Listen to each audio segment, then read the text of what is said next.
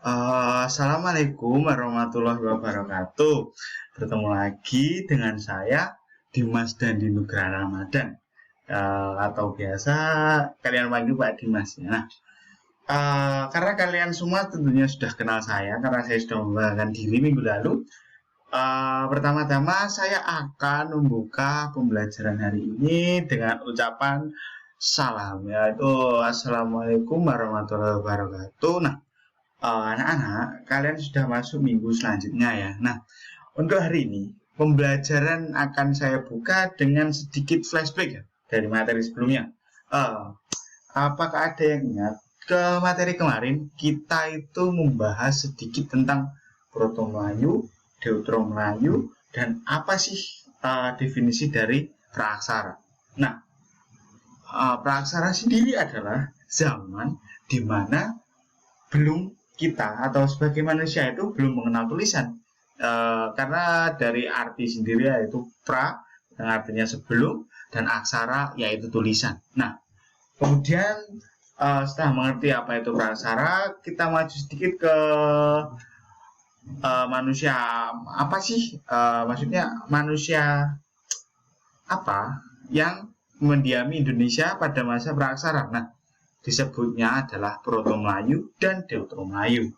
Nah, kemudian itu adalah sebagian besar dari definisi manusia yang mendiami pada Indonesia pada masa praaksara. Nah, kemudian kita lanjut ke materi lain, di mana akan membahas tentang manusia purba yang menempati Indonesia. Jadi, kira-kira tanah Indonesia ini siapa-siapa saja sih yang menempatinya pada zaman dulu atau nenek moyang kita pada zaman dulu.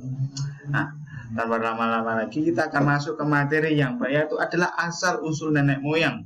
Karena apa? Semaju dan sesempurna apapun kita, jangan pernah lupa dari mana kita berasal. Nah, yang pertama adalah manusia purba.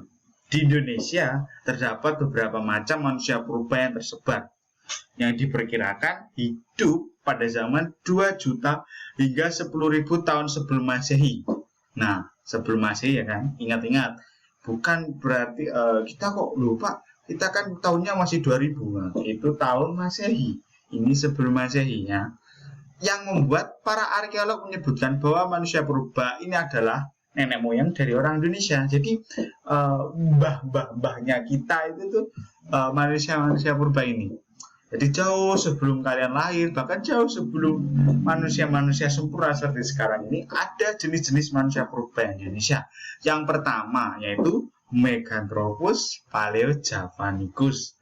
Dari nama-namanya aja ini sudah sangat menjelaskan manusia purba ini. Kemudian kedua adalah Pithecanthropus erectus. Yang ketiga ada Homo sapiens. Keempat ada Homo wacekensis. Yang kelima ada Homo floresiensis. Lanjut, yang pertama yaitu adalah Meganthropus paleojavanicus atau manusia purba. Nah, lanjutnya adalah manusia purba ini ditemukan oleh von Koningswald di Cangiran tahun 1936 dan 1941. Von Koningswald ini adalah salah satu arkeolog ya, atau orang yang mempelajari tentang ilmu-ilmu dari zaman purba ini. Nah, beliau menemukan fosil rahang manusia yang berukuran besar. Dari hasil rekonstruksi ini, para ahli menamakan jenis manusia ini dengan sebutan Meganthropus paleojavanicus. Nah, von Koningswald ini menemukan fosil rahang. Jadi rahang ini ditemukan oleh von Koningswald di Sangiran, di sekitar, kalau saya nggak salah ingat, di daerah Ngawi kalau nggak salah ingat. Nah, Meganthropus paleojavanicus ini memiliki arti manusia raksasa dari Jawa. Nah, dari apa yang ditemukan oleh von Koningswald ini bisa diambil kesimpulan bahwa fosil rahang manusia ini berukuran besar. Jadi jauh lebih besar dari punya kita ini ya. Dari punya kita sekarang ini ukurannya jauh lebih besar Meganthropus paleojavanicus ini. Karena rahang mereka besar, mereka memiliki ciri lagi yaitu rahang yang kuat. Rahang-rahang mereka ini sangat kuat untuk ukuran standar manusia pada zaman sekarang. Nah, kemudian dahi menonjol, dahi di sini tuh menonjol serta tebal seperti pada bagian belakang kepala. Nah, cara ciri-ciri dari manusia purba zaman dulu memang tidak bentuk mereka atau mohon maaf tubuh mereka tidak sesempurna manusia modern seperti ini. Karena percaya dari teori evolusi, maka dari itu bentuk dari manusia purba sedikit mengalami evolusi hingga berbentuk seperti kita sekarang. Jadi dalam dipahami manusia purba itu tidak seperti manusia-manusia yang seperti pada umumnya seperti pada saat sekarang ya. Jadi mereka memiliki evolusi. Dan kemudian volume otak lebih kecil dari manusia modern. Walaupun kepala mereka lebih besar atau bahkan badan mereka jauh lebih besar dari kita, tapi ini yang patut digarisbawahi. Volume otak lebih kecil dari manusia modern. Jadi kapasitas otak mereka lebih kecil dari kita sekarang. Ini adalah salah satu bentuk evolusi. Kemudian tingginya sekitaran 2,5 meter, besar sekali kan. Kemudian panjang tangan lebih panjang daripada kaki mereka. Jadi bisa dibilang karena panjang tangan lebih panjang dari kaki mereka, mereka tidak berjalan tegak seperti kita sekarang. Jadi mereka cenderung agak sedikit kurang tegak jalan mereka. Nah, seperti itu. Kemudian kita masuk ke jenis manusia purba yang lainnya. Karena bisa dipahami ini ada Pithecanthropus erectus. Nah, Pithecanthropus erectus ini adalah manusia purba yang ditemukan oleh Eugene Dubois pada tahun 890 di dekat Trinil, sebuah desa di pinggiran Bengawan Solo. Nah, kemudian yang ada di wilayah Ngawi. Setelah direkonstruksi terbentuk kerangka manusia, tetapi masih terlihat tanda-tanda kera. Kalau kalian tahu ya, salah satu contoh atau salah satu definisi dari teori evolusi Darwin adalah manusia awalnya adalah manusia sebenarnya awalnya itu mirip dengan kera. Jadi nenek moyang yang kita sebutkan tadi, manusia purba ini fisiknya lebih mirip kera tapi lebih besar, atau maka dari itu disebutnya seperti manusia kera dari Jawa ya, yang awal tadi, karena bentuknya memang mirip kera tapi lebih besar lagi. Nah, kemudian kalau yang Meganthropus javanicus tadi adalah manusia besar dari Jawa. Nah, Pithecanthropus erectus ini memiliki arti yaitu manusia kera yang berjalan tegak. Jadi manusia masih memiliki fisik kera, yang kera itu tangannya panjang dari kaki, terus kemudian jalannya seperti itu. Nah, tapi manusia kera yang ini berjalan tegak. Nah, kemudian rahang mereka besar tapi tidak memiliki dagu. Jadi mereka ini ciri-ciri fisik dari Pithecanthropus erectus ini memiliki rahang besar tapi tidak memiliki dagu di bawahnya.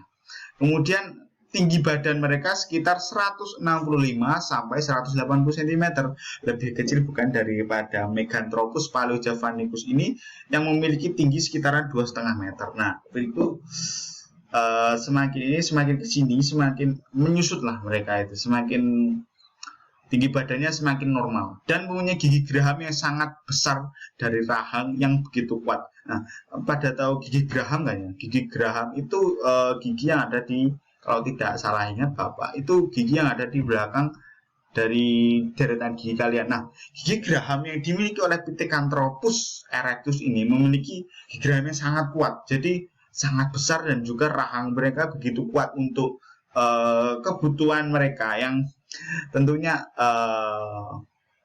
ini akan masuk ke materi corak kebudayaan ya nanti. Nah, mereka ini memiliki makanan yaitu seperti tumbuh-tumbuhan yang dimakan, tentunya memiliki biji-biji yang sangat keras ya pada zaman dulu. Maka dari itu mereka juga memiliki rahang yang sangat kuat untuk menggigit biji tersebut untuk dimakan. Nah, jadi seperti itu. Kemudian lanjut ke Homo sapiens, yang juga merupakan salah satu jenis manusia purba. Fosil jenis Homo ini pertama diteliti oleh von Reyntjens di Wajak. Penelitian dilanjutkan oleh Eugene Dubois bersama kawan-kawan dan menyimpulkan sebagai jenis Homo. Perlu dipahami bahwa Homo sapiens ini merupakan manusia purba yang sedikit unik karena dari Homo sapiens ini memiliki karakteristik jenis-jenis manusia lain lagi. nanti saya jelaskan ya. DNA Homo sapiens memiliki keidentikan sebesar 99% dengan manusia sekarang. Nah, bisa dibilang bahwa Homo sapiens ini ciri-ciri fisik, bahkan kapasitas otak sampai kerangka-kerangka ini mirip dengan manusia zaman sekarang. Jadi mirip dengan kita-kita zaman sekarang ini. Karena kemiripannya bahkan sebesar 99,9%. Mungkin yang tidak miripnya rambut atau apa itu, kita nggak tahu.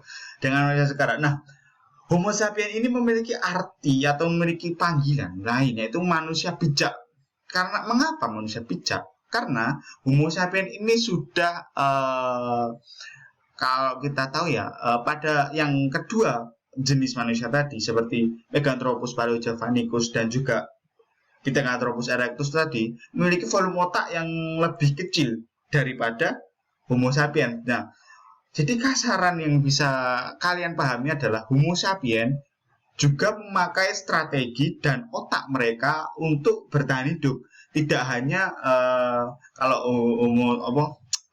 Pithecanthropus erectus tadi hanya memakai otot yang besar seperti itu, hanya memakai tenaga untuk bertahan hidup. Nah, Homo sapiens ini beda. Jadi Homo sapiens tersebut memakai tenaga yang mereka punya dan juga keahlian dari otak mereka yang ditandai dengan volume otak sekitar 1350 sampai 1450 cc. Nah, sedikit di bawah kita ya, sedikit di bawah manusia-manusia zaman sekarang ya. Nah, kemudian berat badan dari Homo sapiens ini sekitar 30 sampai 150 kg. Nah, kemudian rangka dari Homo sapiens kurang kekar posturnya dibandingkan Homo erectus karena itu tadi dari setiap masa yang saya sebutkan tadi, Meganthropus paleojavanicus, Pithecanthropus erectus, mereka memiliki tinggi badan yang lebih menyusut. Semakin lama itu semakin menyusut. Nah, Homo sapiens ini kurang kekar posturnya dibandingkan Homo erectus. Salah satunya karena tulang belulang mereka tidak setebal oleh Homo erectus. Nah, maka dari itu Homo sapiens ini lebih lebih kecil lah dari manusia-manusia pada zaman itu ya. Nah,